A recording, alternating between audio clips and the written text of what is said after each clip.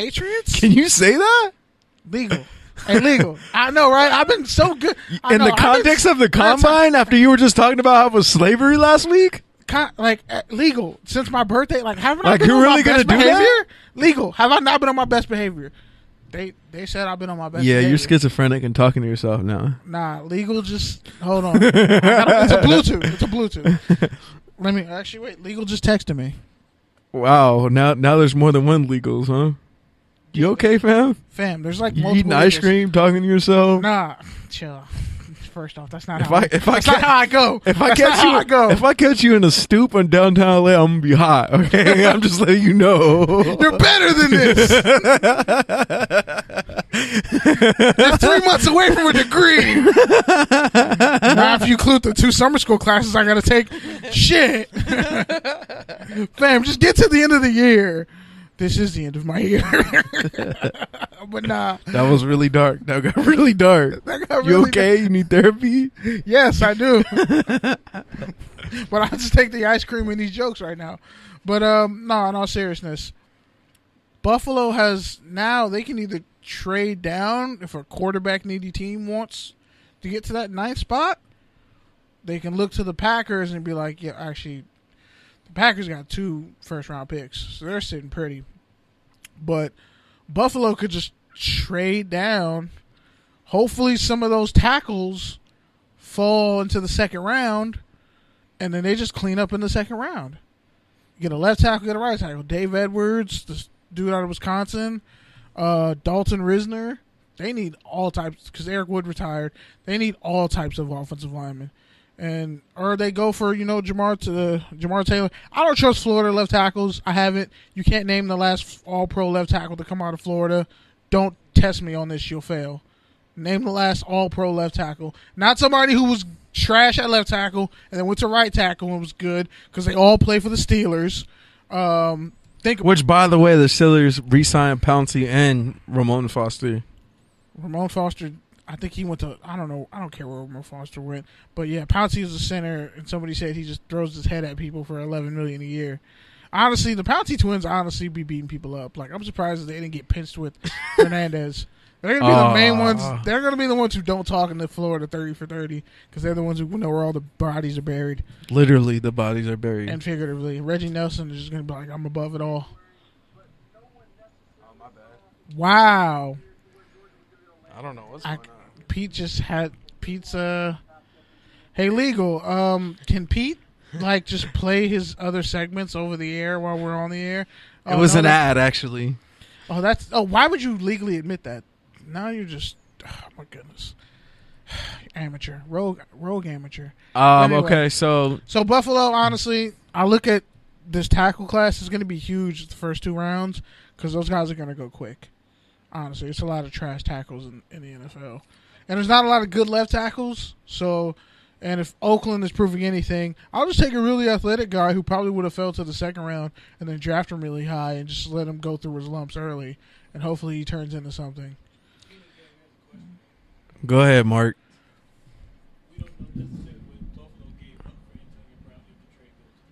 What the hell? They're not trading Edmonds.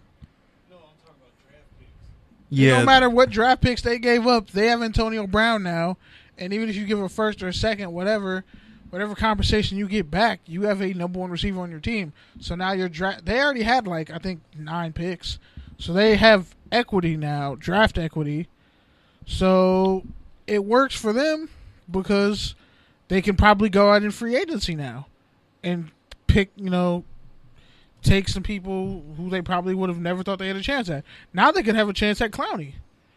Now they have a chance at Landon. They don't really need Landon Collins. The Buffalo Bills actually had the number 1 secondary in football last year. We just don't like to talk about it, but their secondary actually statistically is really good. Yeah, Tre'Davious White as well. Tre'Davious White should have been an All-Pro, and the Raiders should have drafted him when he first came out of LSU. I've been saying it forever, and I'm still kind of angry about it that they didn't take him.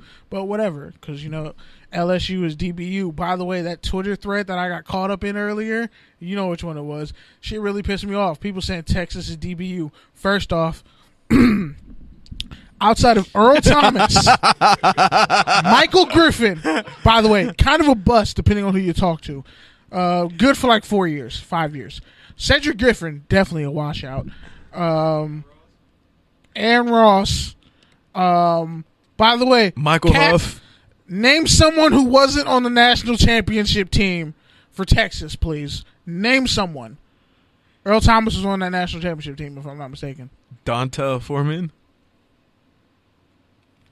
Again, name a defensive back. Oh, defensive back. No, I don't know. Fam, somebody said Quentin Jammer. I was like, dog, he was drafted in 2003. I was born in 92. Fam, I didn't even get through puberty yet. Like, what? You know how many, serious, you know how long ago? I'm 27. Think about that. I'm 27, and you just named a dude who got fucking drafted. I really got to stop cussing. Got drafted in 2003, bruh. Does Quentin Jammer even have 20 career interceptions?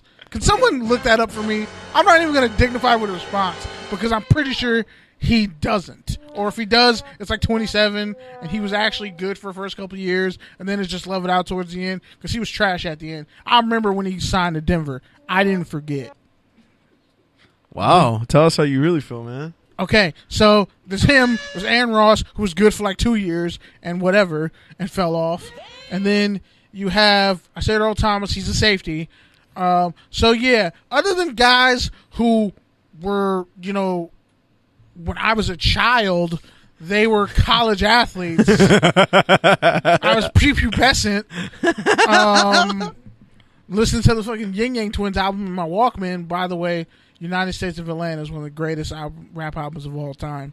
Life of a Stripper is one of my favorite songs. Don't Play With Me. That's a great album. It's slept on. Don't talk to me if you haven't listened to that album.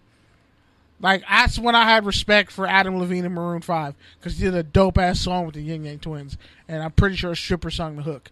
It was dope. Huh? I know I said it was one of the greatest rap albums of all time. No. It's one of the greatest rap albums. Hell no, it's not the greatest.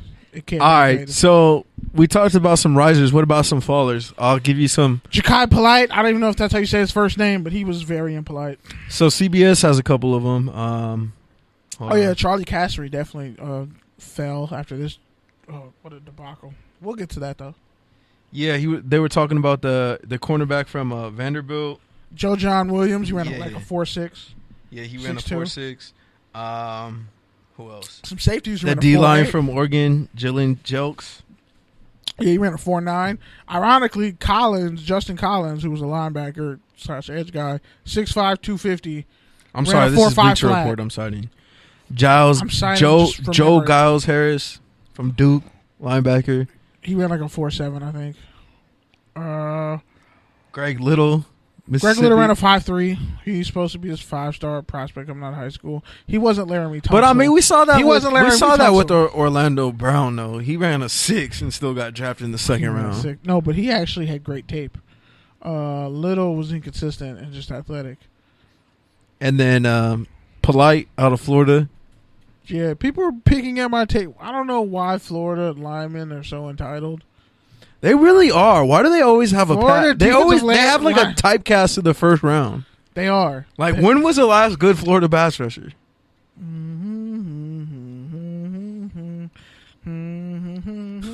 Shout out to Alex Trebek. He got stage 4 pancreatic cancer. Rooting for him. That was definitely the wrong show. All right. That was Jeopardy. No, it was the right show. Jeopardy. Never mind. Whatever. Anything else you want to talk about the combine before we move to what's going to be our new segment, Collar Watch? Shout out to OB hating USC players, defensive players. Porter Gustin ran a 4.7. Not surprised. Freakishly strong. Not surprised. What about the safety? They were saying he was going to do good. Marvell Tell. Yeah, Marvell Tell. He had a 42-inch vertical, 11-foot 4-inch broad jump. And of course, you're standing for him for no reason.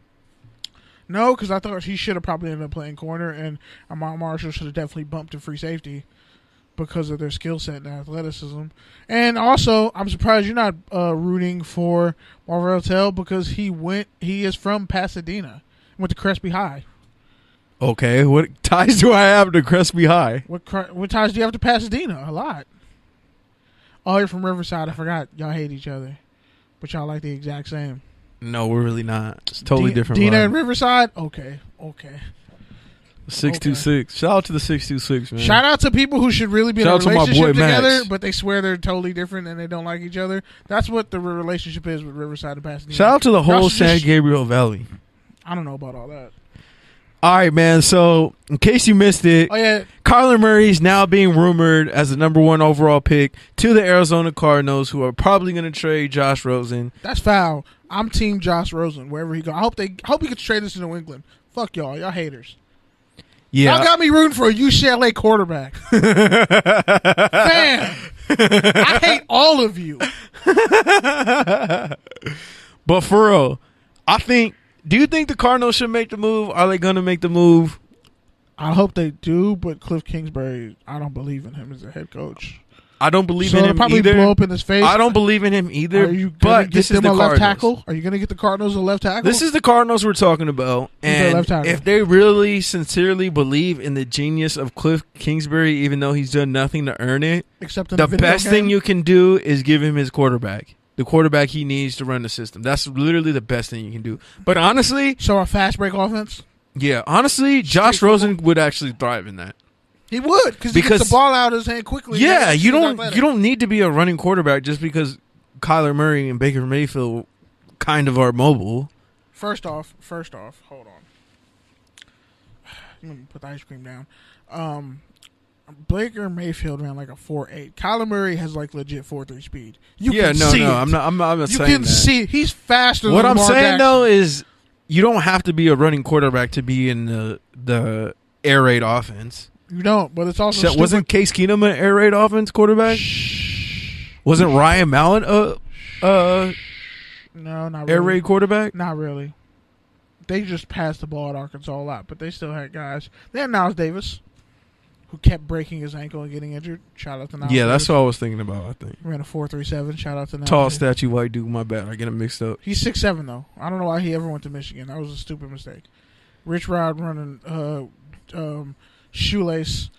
By the way. But honestly, here's the thing is like, this could easily blow up in, like, if the Cardinals really do make this move and double down on Kingsbury, it could literally, like, be the worst thing ever for a franchise. Larry Fitzgerald should retire. He really should. I don't even know why he's dealing with that circus. Patrick Peterson should retire, too, until his contract's up and then come back. No. And go to the Patriots and win a ring. I said it. The Packers. And you're mad because I spoke it into existence and you could actually see that happening. Yeah. He was just buy out his contract. Yeah, and actually Patrick Peterson does a lot of great shit in the community. He goes out to Africa every year. There's a lot of things like projects for help them get water and stuff like that. So shout out to Patrick Peterson. He's a great man. Heard him talk about it before on the Rome show, so wanted to bring that up. You talk more about Jim Rome than Jim Rome talks about us. Yeah, definitely. 100%. I feel away. Yeah, 100%. Like in an illogical way, I feel away. Nah, man, that's just the GOAT in my book. So, but no, I'm kidding. But no, in all seriousness, is it just smoke? Is it just fake news? Okay, we're not. Are they trying to keep saying fake news? Are they going to keep trying to get people to move up? Is that what's going on here? I mean, if they don't take Magabosa, if they don't take a pass rusher, if they don't take Quinnen Williams, then they have to take a quarterback. They really only have a certain amount of options. So they have to kind of like play this game. That way it's not predictable with who they're going to take. Yeah. Let's say they signed Jadeveon Clowney. So why don't you explain that a little bit more in terms of just playing the whole game of the draft and putting out speculation and smoke signals and all that shit.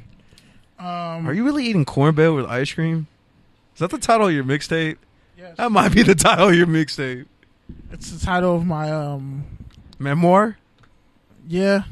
My memoir, and also like probably two things that my doctor writes on my blood test. He's like, how are you like normally healthy but you're fat, but you're eating shit like this? That's because I only do it once a year, doc. All right, so do tell about the combine smokescreen season. So what a lot of these and this is what goes back to my Mel Kiper argument, is that a lot of these cats. Here we go. Okay. Because this is the dark side. This is the Todd McShay side of the coin. Don't be afraid now. So a lot of these cats just make up a bunch of shit to sound. Nah, they don't make up shit. They get fed shit. They get fed shit and they run with it. They run with stuff that they know probably isn't true. And then also, if you're a black quarterback, especially